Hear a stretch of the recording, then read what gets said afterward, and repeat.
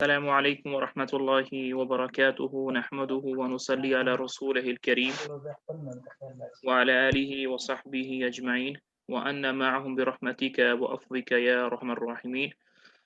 رب يسر ولا تعسر وتمم بالخير وبك نستعين يا فتاح يا فتاح جی آج جو ہماری حدیث ہے وہ حدیث رقم الحدیث الثانی والعشرون ہے اور حدیث نمبر 22 جسے کہتے ہیں بسم اللہ الرحمن الرحیم عن أبي عبد الله جابر بن عبد الله الأنصاري رضي الله عنهما أن رجلا سأل رسول الله صلى الله عليه وسلم فقال أرأيت إذا صليت المكتوبات وصمت رمضان وأحللت الحلال وحرمت الحرام ولم أزد على ذلك شيئا أدخل الجنة فقال نعم رواه مسلم. سب سے پہلے حدیث کا ترجمہ دیکھ لیتے ہیں انشاءاللہ، اس کے بعد پھر جو ہے سند اور متن اور جو راوی کا تعارف ہے اور وہ دیکھ لیتے ہیں، اور اس کے بعد پھر جو ہماری باقی تفصیل ہے وہ دیکھ لیتے ہیں. ابو عبداللہ جابر بن عبداللہ انصاری رضی اللہ تعالیٰ عنہ سے روایت ہے ان رجلا کہ ایک آدمی سأل اس نے پوچھا رسول اللہ صلی اللہ علیہ وسلم کہ ایک آدمی نے آپ صلی اللہ علیہ وسلم سے پوچھا، فقال اور کہا، ارأیت اے نبی جی بتائیے آپ کی کیا رائے ہے، آپ کا کیا خیال ہے، اذا صلیت کہ جب میں پڑھوں، المکتوبات مکتوبات کہتے ہیں وہ چیزیں جو فرض کی گئی ہیں، جو مکتوب ہیں، جو فرض کی گئی ہیں وہ چیزیں. اور جب مکتوبات کے لفظ کے ساتھ صلیتو کا لفظ آتا ہے تو اس سے مراد یہ ہوتا ہے کہ نمازیں. تو ان صاحب نے آپ صلی اللہ علیہ وسلم سے یہ پوچھا کہ اے نبی جی آپ کا کیا خیال ہے کہ اگر میں 5 نمازیں ادا کروں، وصمت رمضان اور رمضان کے روزے رکھوں، واحللت الحلال اور وہ چیزیں جو اللہ تعالیٰ نے حلال کی ہیں ان کو کروں، وحرمت الحرام اور وہ چیزیں جو اللہ تعالیٰ نے حرام قرار دی ہیں ان کو میں حرام جانوں اور اس کے قریب بھی نہ جاؤں، ولم ازد علی ذلک شیئا اور ان 4 چیزوں کے علاوہ میں کوئی کام نہ کروں، یعنی میں 5 وقت کی نماز پڑھوں، رمضان کے روزے رکھوں، جو اللہ نے حلال چیزیں قرار دی ہیں ان کو حلال جانوں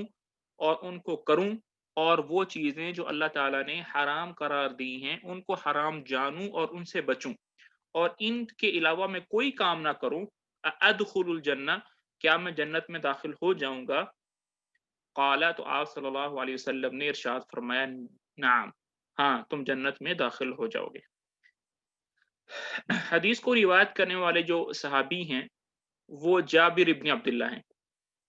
اور جابر ان کی جو کنیت ہے وہ ابو عبداللہ ہے. عبداللہ ان کے صاحبزادے کا نام تھا تو اس لیے ان کی جو کنیت ہے وہ ابو عبداللہ ہے. جابر ابن عبداللہ جو ہے، جابر رضی اللہ تعالیٰ عنہ جو ہے اور عبداللہ ان کے جو والد ہیں یہ دونوں ہی صحابہ تھے، کیونکہ آخر میں لکھا ہوا ہے رضی اللہ عنہما. تو پتہ چلا جو اس حدیث کے جو راوی ہیں جابر اور ان کے جو والد صاحب تھے دونوں ہی صحابی تھے. اور پھر یہاں پر لکھا ہے الانصاری. الانصاری سے مراد یہ پتہ چلا کہ یہ مدینہ کے رہنے والے تھے. اور جیسے آپ حضرات کو معلوم ہے کہ مدینہ کے اندر بہت سارے قبیلے تھے، اوس تھا، خزرج تھا. تو حضرت جابر رضی اللہ تعالیٰ عنہ جو تھے وہ خزرج کے قبیلے سے تعلق رکھتے تھے، تو وہ انصاری تھے اور خزرجی تھے. حضرت جابر رضی اللہ تعالیٰ عنہ نے اسلام کب قبول کیا؟ آپ صلی اللہ علیہ وسلم جب مکہ کے اندر تھے تو مدینے والے ہر سال حج کے لیے مکہ تشریف لاتے تھے. تو آخری 2 سالوں میں ہجرت کرنے سے آخری 2 سال پہلے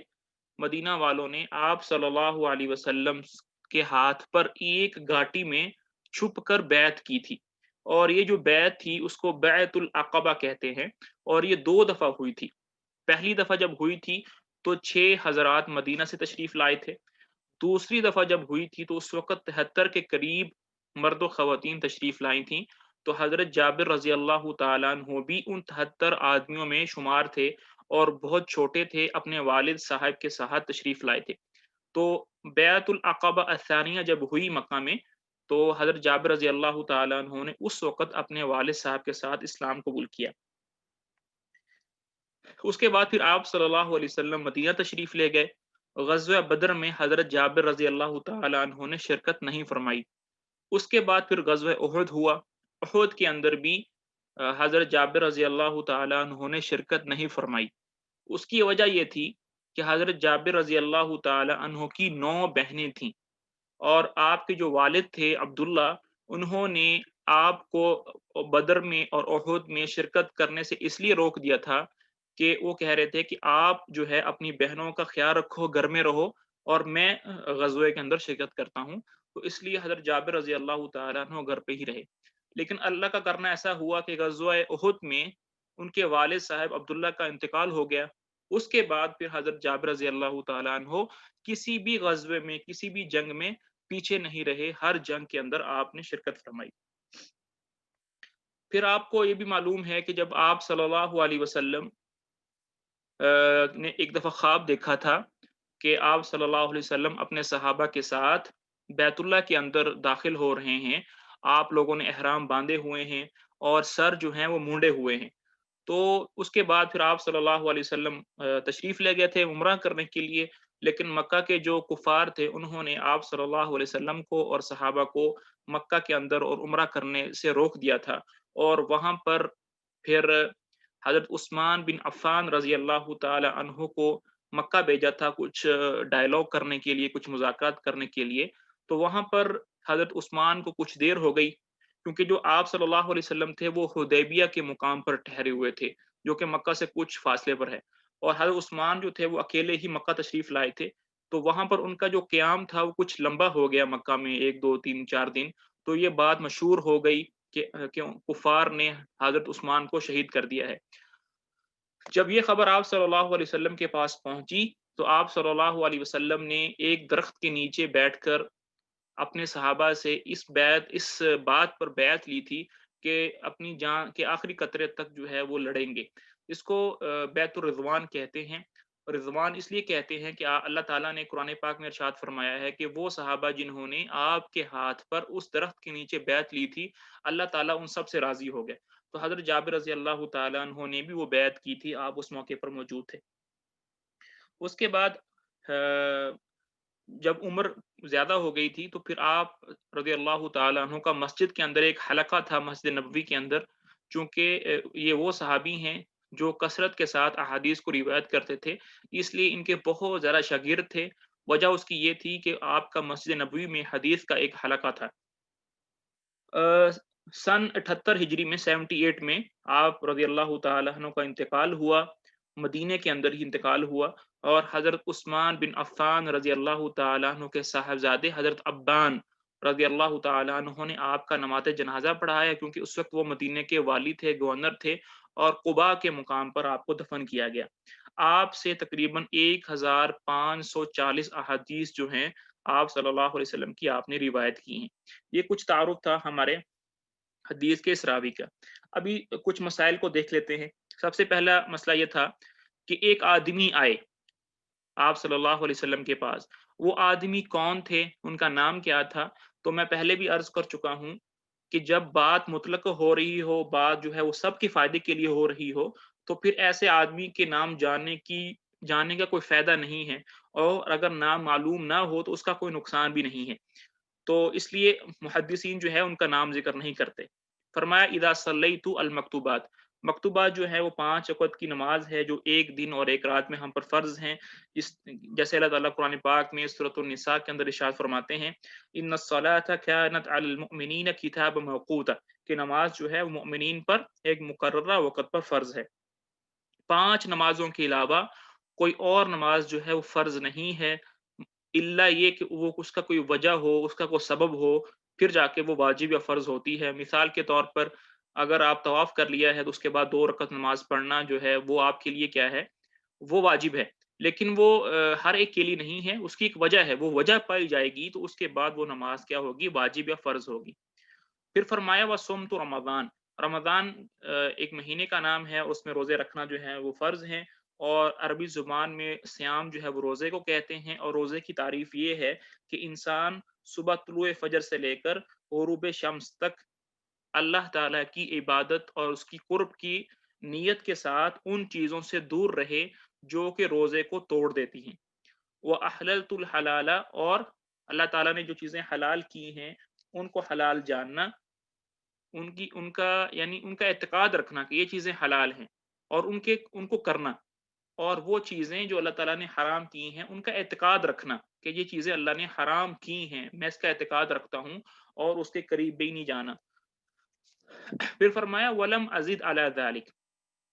وہ جو صاحب تھے وہ کہنے لگے کہ ولم ازد، میں کوئی اضافہ نہیں کروں گا ان عبادات کے اوپر، حالانکہ اس میں حج کا ذکر نہیں آیا، اس میں زکوٰۃ کا ذکر نہیں آیا، وہ بھی تو اسلام کے بڑے بڑے شعائر دین ہیں۔ تو پھر فرمایا کہ کیا میں جنت کے اندر داخل ہو جاؤں گا؟ تو آپ صلی اللہ علیہ وسلم نے فرمایا جی ہاں، تم جنت کے اندر داخل ہو جاؤ گے۔ اب دیکھیں اس میں حج کا ذکر بھی نہیں ہے، حج تو واجب ہے، حج تو فرض ہے، اور اسی طرح زکوٰۃ کا ذکر بھی نہیں آیا اس حدیث کے اندر، وہ بھی اسلام کے ستونوں میں سے ایک ستون ہے۔ تو یہاں پر محدثین رحمہ اللہ نے بہت سارے جواب دیے ہیں، لیکن میں آپ حضرات کے سامنے مختصر عرض کر دیتا ہوں کہ یہ اگر حج کی بات کی جائے کہ حج کا ذکر اس حدیث میں کیوں نہیں ہے، وہ اس لیے ہے کہ یہ جو حدیث ہے، یہ جو واقعہ ہوا ہے، یہ حج کے فرض ہونے سے بہت پہلے ہوا ہے، کیونکہ حج جو ہے وہ آخری یعنی سالوں میں جا کر 9 ہجری میں جا کر 10 ہجری کے قریب جا کر فرض ہوا تھا، اور یہ واقعہ جو ہے پہلے کا ہے، اس لیے حج کا اس میں ذکر نہیں آیا۔ لیکن زکوٰۃ تو بہت پہلے فرض ہو گئی تھی۔ زکوٰۃ بعض محدثین کہتے ہیں کہ زکوٰۃ مکہ کے اندر ہی فرض ہو گئی تھی، لیکن تفصیل اس کی مدینہ میں آئی تھی، تو اس کے بارے میں کیا جواب ہو سکتا ہے؟ تو بعض محدثین نے کہا ہے کہ زکوٰۃ کا ذکر اس لیے نہیں آیا کہ یہ جو ساتھی تھے، جو صاحب تھے، یہ صاحب مال نہیں تھے، ان پر زکوٰۃ فرض نہیں تھی، اور آپ صلی اللہ علیہ وسلم ان کے حال کو جانتے تھے، اس لیے زکوٰۃ کا ذکر نہیں آیا۔ یا وہ صاحب مال تو تھے لیکن باقاعدگی سے زکوٰۃ ادا کرتے تھے، اور آپ صلی اللہ علیہ وسلم کو اس کا پتہ تھا، اس لیے آپ صلی اللہ علیہ وسلم یا اس ساتھی نے زکوٰۃ کا اس میں ذکر نہیں کیا۔ فرمایا ادخل جنہ، کیا میں جنت کے اندر داخل ہو جاؤں گا؟ جنت جو ہے وہ ایک نعمتوں کا گھر ہے جو اللہ تعالیٰ نے اپنے ان بندوں کے لیے تیار کیا ہے جو تقوی والی زندگی دنیا کے اندر گزارتے ہیں۔ اس میں ایسی ایسی نعمتیں ہیں ما لا عین رأت، کہ کسی آنکھ نے وہ نعمتیں نہیں دیکھی، ولا اذن سمعت، نہ کسی کان نے ان کے بارے میں سنا ہے، ولا خطر علی قلب بشر، اور نہ ہی کبھی کسی انسان کے دل میں اس طرح کی نعمتوں کا خیال بھی گزرا ہے۔ اس میں باغات ہیں، اس میں پھل ہیں، اس میں دودھ کی نہریں ہیں، شہد کی نہریں ہیں، ہمیشہ ہمیشہ کی زندگی ہے، اللہ تعالیٰ کا دیدار ہے۔ اللہ تعالیٰ ہمیں جو ہے ایسے اعمال کرنے کی توفیق نصیب فرمائے جو جنت میں داخل کرنے والے ہیں، اور ہر اس عمل سے ہمیں دور رکھے جو جہنم کے اندر داخل کرنے والے ہیں۔ یہاں پر دیکھیں اس حدیث میں جو میرے لیے اور آپ کے لیے وہ سبق ہے وہ یہ ہے کہ صحابہ کو جنت کے علاوہ کوئی بھی ان کا ٹارگٹ ہی نہیں تھا۔ ان کا جو بھی کوئی سوال ہوتا تھا، ان کا کوئی پلاننگ ہوتی تھی، وہ جنت پر آ کر ختم ہو جاتی تھی کہ مجھے بس جنت میں داخل ہونا ہے، میں کیا کر لوں کہ میں جنت میں داخل ہو جاؤں۔ اس لیے بہت سارے صحابہ کے بارے میں آتا ہے جب بھی وہ آپ صلی اللہ علیہ وسلم سے کسی چیز کی ڈیمانڈ کرتے تھے یا کسی چیز کی بات کرتے تھے تو جنت پر آ کر ان کی بات ختم ہو جاتی ہے۔ اسی طرح اس میں بھی ہے کہ جو صاحب تشریف لائے تھے ان کو صرف جنت میں داخل ہونا ہے۔ اسی طرح ایک اور صحابی ہیں، ان سے آپ صلی اللہ علیہ وسلم نے پوچھا کہ مانگو کیا مانگتے ہو، تو اس صحابی نے کہا کہ جنت میں آپ کی رفاقت مانگتا ہوں۔ تو آپ صلی اللہ علیہ وسلم نے فرمایا کیا کچھ اور بھی مانگتے ہو اس کے علاوہ؟ صحابی نے کہا کہ نہیں، میں تو صرف جنت کے اندر آپ کی مرافقت مانگتا ہوں۔ تو آپ صلی اللہ علیہ وسلم نے ارشاد فرمایا فَعِنِّي عَلَى نَفْسِكَ بِكَثْرَةِ السُّجُودِ، تو پھر میری مدد کرو کثرت کے ساتھ سجدے کرنے میں۔ تو صحابہ کا اور کوئی ہم اور غم، ان کا مشن اور ان کی کوئی ڈیمانڈ، کوئی پیسہ نہیں تھا، جنت ہی ان کی جو تھی وہ منزل تھی۔ اللہ تعالیٰ ہمیں بھی ایسے عمل کرنے کی اس میں پھر دوسرا فائدہ یہ ملتا ہے کہ اگر انسان یعنی صرف فرض نمازیں ہی پوری کر لے، باقی تہجد نفل اگر نہ پڑھے تو اس میں کوئی لوم نہیں ہے، اس میں کوئی ملامت نہیں ہے، کیونکہ اس میں فرض ہی نہیں ہے۔ لیکن اگر وہ 5 وقت کی نمازوں کے ساتھ باقی نوافل کا اور سنتوں کا اہتمام کرتا رہے تو یہ نور علی نور ہے.